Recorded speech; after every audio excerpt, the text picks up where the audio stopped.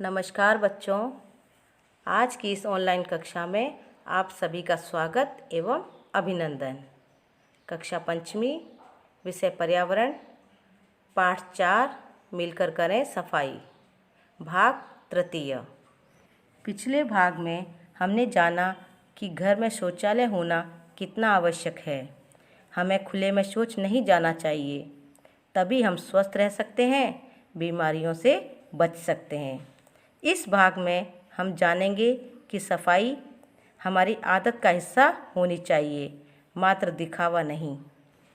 गंगा के भाई भाभी चंडीगढ़ यात्रा कर लौटे थे। उन्होंने उसे वहाँ के बहुत से फ़ोटो दिखाए। गंगा ने देखा कि सभी जगह बहुत साफ सुथरी थी। अब वह विचार करने लगी कि हमारे घर तो छोटे हैं और सब जगह इतनी सफाई नहीं है। भाई के मित्र जिसके घर भाई भाभी जाकर लौटे थे, कुछ दिनों बाद गांव आने वाले हैं। ऐसे तो उनको अच्छा नहीं लगेगा।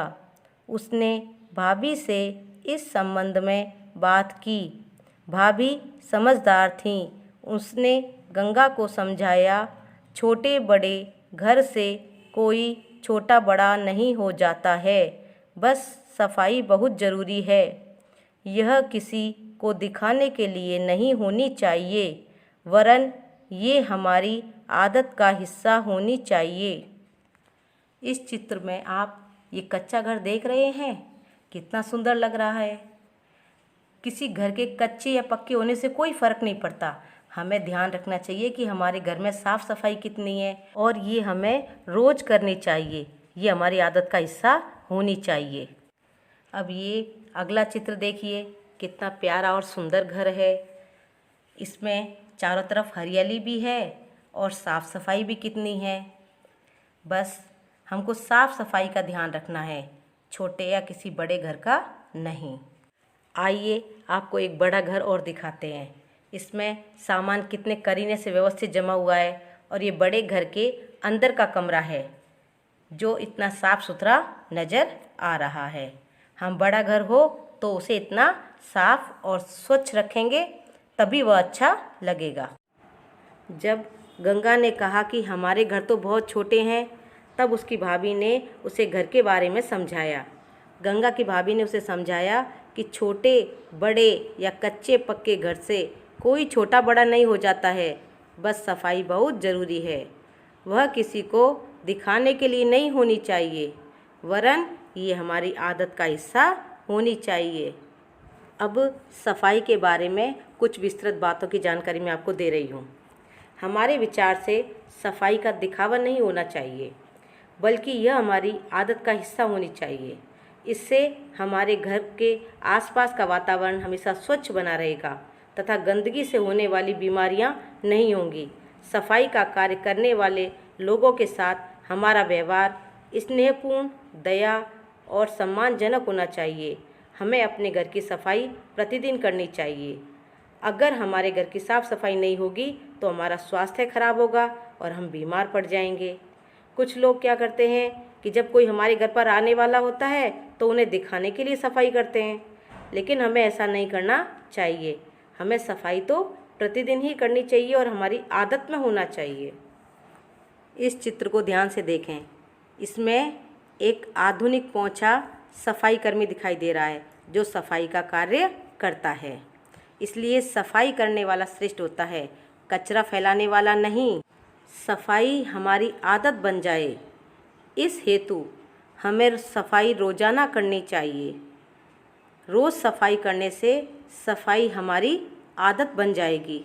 दूसरे, हमें स्वयं गंदगी व कूड़ा कचरा नहीं फैलाना चाहिए और अगर कोई फैलाए तो उसे टोकना चाहिए और हमारे घर में हो तो हमें उस कचरे को उठा के डस्टबिन में डाल देना चाहिए, जिससे वो लोग कुछ हमें देख कर के सीखेंगे। भाभी के समझाने पर गंगा और उसकी सहेलियों ने सफाई को अपनी आदत बनाने के लिए कुछ संकल्प लिए। इस प्रकार के संकल्प आप भी अपनी कक्षा में ले सकते हैं। क्रमांक 1, अब हम अपनी कक्षा में कागज़, पेंसिल के छिलके, टॉफ़ी के रैपर्स आदि नहीं फेंकेंगे। क्रमांक 2, हम दीवारों, फर्श अथवा फर्नीचर पर नहीं लिखेंगे और उन्हें गंदा नहीं करेंगे। क्रमांक 3, हम जगह जगह नहीं थूकेंगे और कचरा भी नहीं फेंकेंगे। क्रमांक 4, हम रोज़ नहाएंगे और साफ कपड़े पहनेंगे। क्रमांक 5, हम प्लास्टिक की थैलियों का उपयोग नहीं करेंगे। क्रमांक 6, हम हमारी गली, मोहल्ले, घर, स्कूल और सार्वजनिक स्थानों पर सफाई में पूरा योगदान करेंगे। क्रमांक 7, जब हम बाज़ार में सब्जी, किराने का सामान आदि खरीदने जाएंगे तो कपड़े का थैला ज़रूर साथ ले जाएंगे। हम सभी इन बातों का पालन करेंगे और पालन कर अच्छे भैया कहलाएंगे। बच्चों, आपको ये चित्र दिखाई दे रहा है? किसका चित्र है ये? बताओ। ये गांधी जी के आश्रम का चित्र है जो गुजरात में साबरमती में बना हुआ है। देखिए, आपको गांधी जी के इस आश्रम में कितनी सफाई नज़र आ रही है। गांधी जी भी स्वच्छता और सफाई को सर्वाधिक महत्व देते थे। बच्चों, ये है एक शौचालय का चित्र जो कितना स्वच्छ दिखाई दे रहा है। गांधी जी घर के साथ साथ शौचालय की सफाई पर भी बहुत जोर देते थे।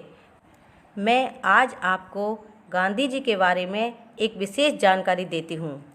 गांधी जी के आश्रम में कोई भी व्यक्ति जाता तो उसे दैनिक कार्य में सर्वप्रथम शौचालय साफ करने का कार्य दिया जाता था। वह व्यक्ति जब इस कार्य को अच्छी तरह कर लेता था, उसके पश्चात ही उसे अन्य कार्य दिया जाता था, क्योंकि गांधी जी स्वच्छता और सफाई को सर्वाधिक महत्व देते थे। आज सारे देश में स्वच्छता अभियान चलाया जा रहा है। इस बात पर जोर दिया जा रहा है कि सड़कें, स्टेशन, बस स्टैंड आदि साफ सुथरे मिलें। घरों में कूड़ा पात्र अवश्य हो। साथ ही कचरे का पुनःचक्रण द्वारा निस्तारण करना आवश्यक है। पुनःचक्रण का अर्थ है किसी भी चीज़ का उपयोग करने के बाद उसको दोबारा साफ सफाई करके वापस उपयोग में लेना पुनःचक्रण कहलाता है। इस आश्रम को पुनः ध्यान से देखिए। साफ सफाई का कितना ध्यान रखा जाता था, क्योंकि गांधी जी स्वयं भी स्वच्छता का ध्यान रखते थे तथा आश्रम आने वाले प्रत्येक व्यक्ति से भी साफ सफाई के नियमों का पालन करवाते थे। इस घर को देखिए कितना साफ सुथरा है। आज से आप संकल्प लीजिए कि इसी तरह अपने घर, विद्यालय या अपने आसपास के स्थानों को बिल्कुल साफ सुथरा रखेंगे और मात्र दिखावे के लिए नहीं, वरन इसे अपनी आदत का हिस्सा बनाएंगे। अब मैं आपसे कुछ प्रश्न पूछूंगी, आपको उनका जवाब देना है। प्रश्न 1, गंगा के भाई भाभी कहाँ की यात्रा कर लौटे थे? चंडीगढ़ की। गंगा के भाई भाभी कहाँ की यात्रा कर लौटे थे? चंडीगढ़ की। प्रश्न 2, चंडीगढ़ किसकी राजधानी है? पंजाब और हरियाणा की। चंडीगढ़ किसकी राजधानी है? पंजाब और हरियाणा की। प्रश्न 3, गंगा के गांव कौन आने वाले हैं? गंगा के भाई के मित्र जिसके घर भाई भाभी जाकर लौटे थे, कुछ दिनों बाद गांव आने वाले हैं। गंगा के गांव कौन आने वाले हैं? गंगा के भाई के मित्र जिसके घर भाई भाभी जाकर लौटे थे, कुछ दिनों बाद गांव आने वाले हैं। प्रश्न 4, गांधी जी के आश्रम में कोई भी व्यक्ति जाता तो उसे दैनिक कार्य में सर्वप्रथम क्या कार्य दिया जाता था? शौचालय साफ करने का।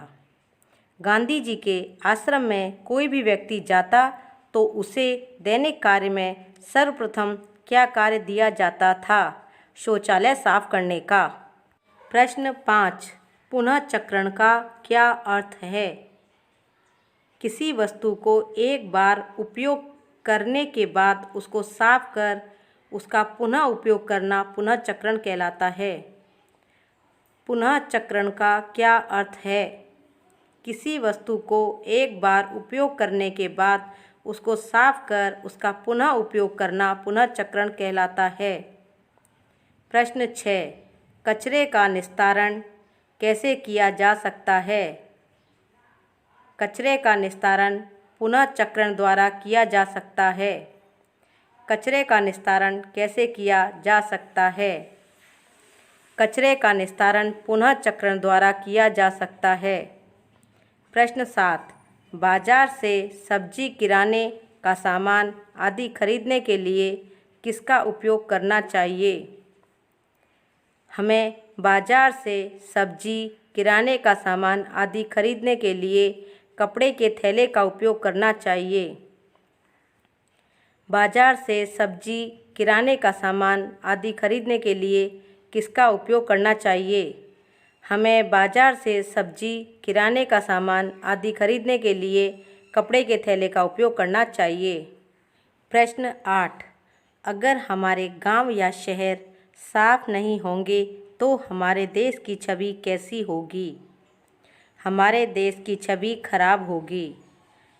अगर हमारे गांव या शहर साफ नहीं होंगे तो हमारे देश की छवि कैसी होगी? हमारे देश की छवि खराब होगी। अब आपको कुछ गृह कार्य के प्रश्न दिए जा रहे हैं। इन प्रश्नों को अपनी कॉपी में हल करें। प्रश्न 1, सफाई हमारी आदत का हिस्सा होनी चाहिए, इस बारे में आपके क्या विचार हैं? प्रश्न 2, सफाई का कार्य करने वाले लोगों के साथ हमारा व्यवहार कैसा होना चाहिए? प्रश्न 3, अगर हमारे घर की साफ सफाई नहीं होगी तो हमारे जीवन पर क्या प्रभाव पड़ेगा? प्रश्न 4, सफाई हमारी आदत बन जाए, इस हेतु हमें क्या करना चाहिए? प्रश्न 5, गांधी जी अपने आश्रम में आने वाले को सफाई के प्रति सजग करने के लिए क्या करते थे? इन प्रश्नों को कॉपी में करने के साथ साथ याद भी करें। धन्यवाद। जय हिंद, जय भारत।